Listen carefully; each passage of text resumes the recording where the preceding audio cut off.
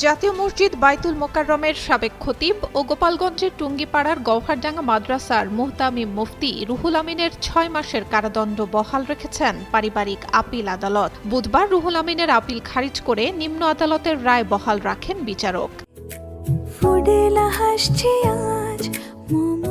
ফুডেলা একটি নাবিল পণ্য।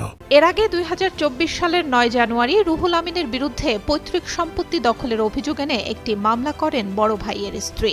মামলায় বলা হয়, একই দাগে দুই ভাইয়ের মোট ৩৪% জমি রয়েছে, অথচ পুরোটাই নিজের বলে দাবি করে আসছেন রুহুল আমিন। দখলে নিতে জমির চারপাশে ইটের দেয়াল তুলে দেন তিনি। বাধা দিতে গেলে ভুক্তভোগীদের ভয়ভীতি এমনকি জীবননাশের হুমকিও দিয়েছেন বলে উল্লেখ করা হয় ওই নথিতে।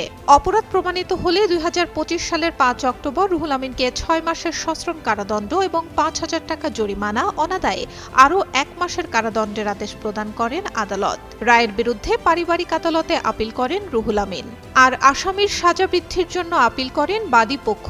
শুনানির শেষে উভয়ের আপিল খারিজ করে দিয়ে নিম্ন আদালতের সাজা বহাল রেখেছেন পারিবারিক আদালত। পাশাপাশি নিম্ন আদালতে গিয়ে আত্মসমর্পণেরও আদেশ দেওয়া হয় আসামিকে।